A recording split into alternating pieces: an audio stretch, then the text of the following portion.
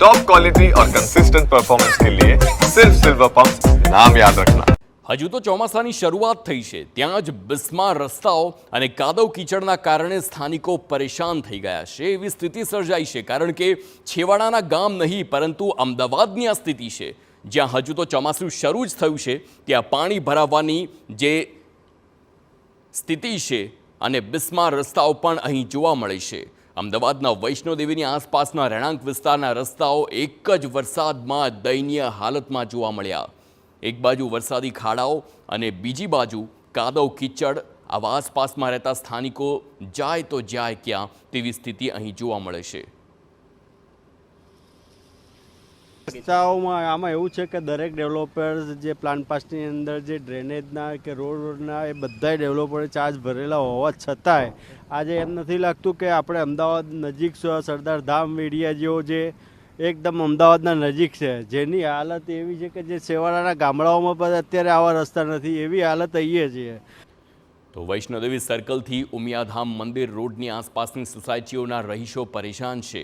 Shri Ganesh, Ganesh height, magnet legend, royal living સહિતની સોસાયટીઓના સ્થાનિકોનું કહેવું છે કે 5 વર્ષથી અહીં લોકો રહી રહ્યા છે પરંતુ હજુ સુધી રસ્તાના કોઈ ઠેકાણા નથી। સ્થાનિકો દ્વારા સમયસર ટેક્સ ચૂકવવામાં આવે છે પરંતુ પ્રાથમિક સુવિધાઓનો પણ અભાવ છે ત્યારે સ્થાનિકો રસ્તા બનાવી આપે તેવી માંગ કરી રહ્યા છે।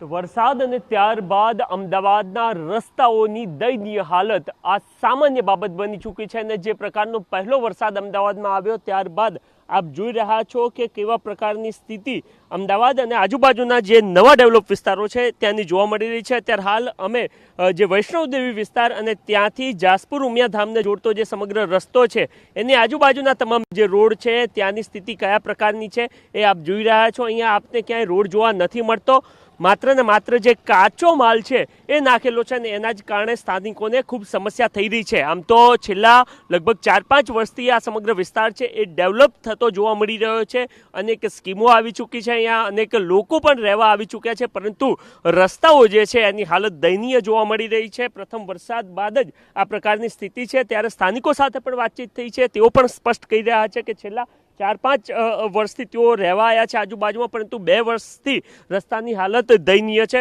હજી કયા પ્રકારની સ્થિતિ છે આપના રસ્તાઓની, ક્યાં ક્યાં રજૂઆતો કરી છે તમે આ બાબતે? અમે રજૂઆતો વડામાં કરેલી છે, પછી ખોડિયાર ગામના ગ્રામ પંચાયતના જે સરપંચ તલાટી છે એમને પણ રજૂઆત કરેલી છે।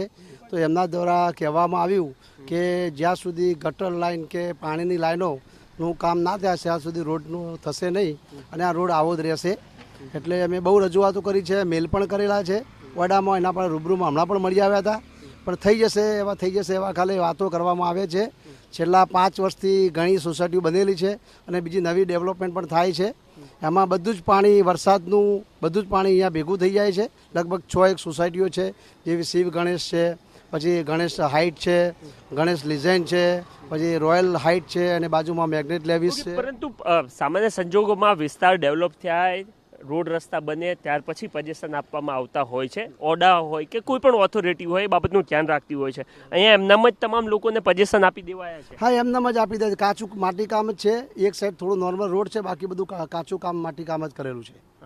એટલે ખરેખર તો સારી સુવિધાઓ આપી પછી ડેવલપમેન્ટ થવું જોઈએ અને દરેક મેમ્બરને વ્યવસ્થિત ફેસિલિટી મળવી જોઈએ।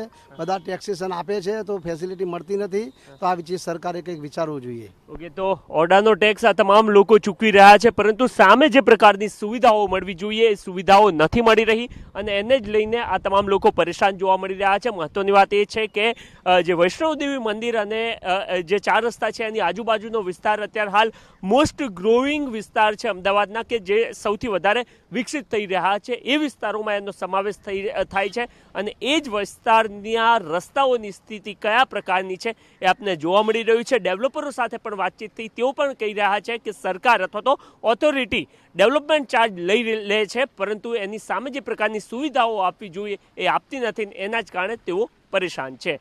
દીપક સેન સાથે નરેન્દ્ર રાઠોડ, TV9 અમદાવાદ।